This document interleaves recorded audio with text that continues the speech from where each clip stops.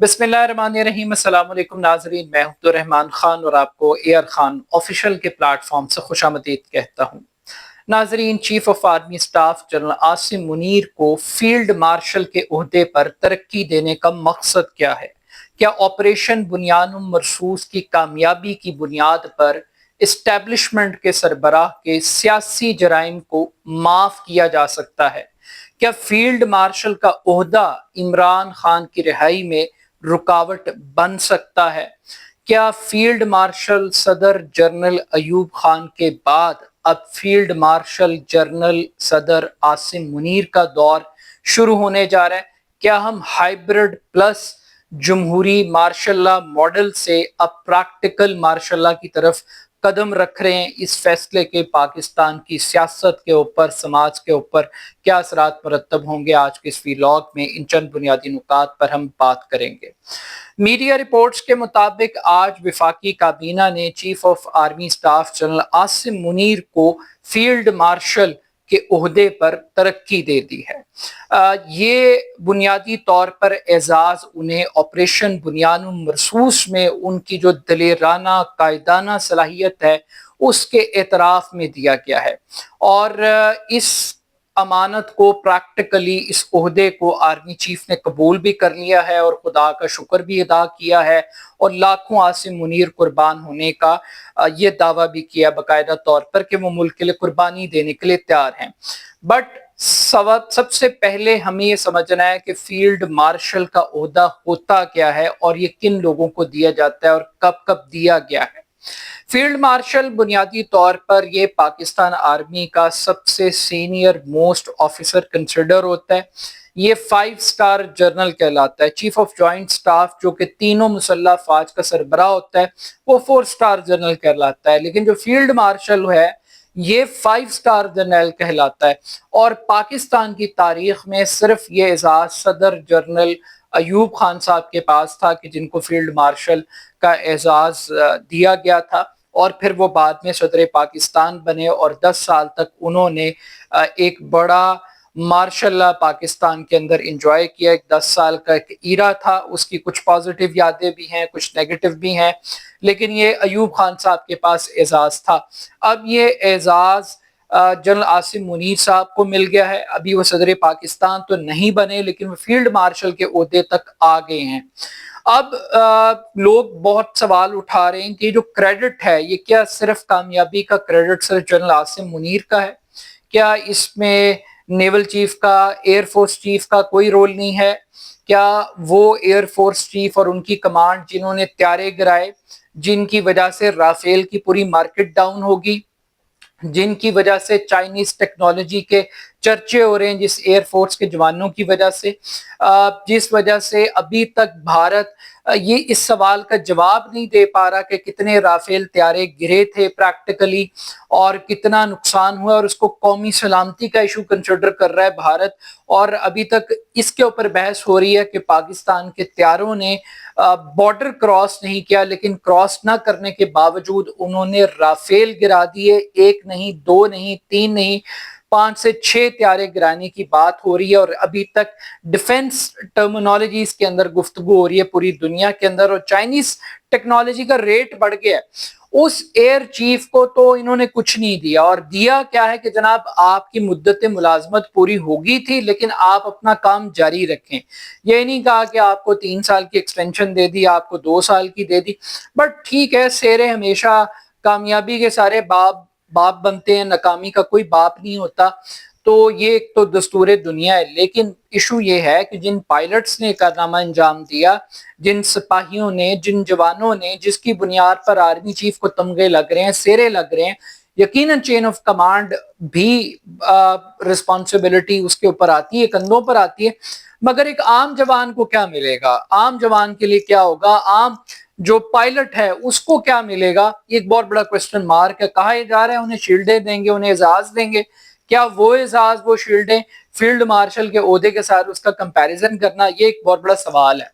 अब दूसरा नुक्ता यहाँ पे उठ रहा है कि आखिर ये फील्ड मार्शल का ओहदा देने का मकसद क्या है? इसके ऊपर एक बड़ा सवाल उठ रहा है, टाइमिंग पे बड़ा क्वेश्चन उठ रहा है। एक ऐसे वक्त में جب یہ خبریں آ رہی ہیں کہ پاکستان کی فوج یعنی اسٹیبلشمنٹ اور عمران خان صاحب کے درمیان کوئی ڈیل ہو گئی ہے، ہونے جا رہی ہے، عمران خان صاحب جیل سے رہا ہونے جا رہے ہیں، کہیں پہ ڈائیلاگ کا کچھ پروسیس شروع ہو گیا ہے، کچھ لوگوں کو ضمانتیں ملنا شروع ہو گئی ہیں، اور ٹویٹر پاکستان کے اندر بحال ہو گیا ہے، کچھ کانفیڈنس بلڈنگ میجرز ہو رہے ہیں، کچھ سیز فائر ہو گیا ہے فوج کے درمیان اور عمران خان کے درمیان، اور اچانک سے یہ اب فیلڈ مارشل کے عہدہ یہ آرمی چیف کو دے دیا گیا ہے۔ تو کچھ لوگ تو اس کو سیاسی رشوت کے طور پر دیکھ رہے ہیں، خوشامد کے طور پر دیکھ رہے ہیں۔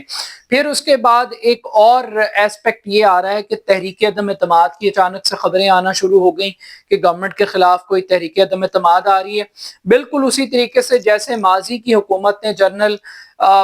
قمر جاوید باجوہ کو ایکسٹینشن دی تھی اور اس کے بعد پھر تحریک عدم اعتماد آئی اور پھر حکومت گھر چلی گئی، تو اب وہ کہہ رہے ہیں کہ ایکسٹینشن تو مسئلہ ہی نہیں تھا جنرل عاصم منیر کے لیے، تو اب ان کو کچھ بڑا دینا تھا، تو وہ جو بڑا دینا تھا انہوں نے فیلڈ مارشل کا عہدہ بڑے پیک کے ساتھ ان کو آرمی چیف کو دیا ہے،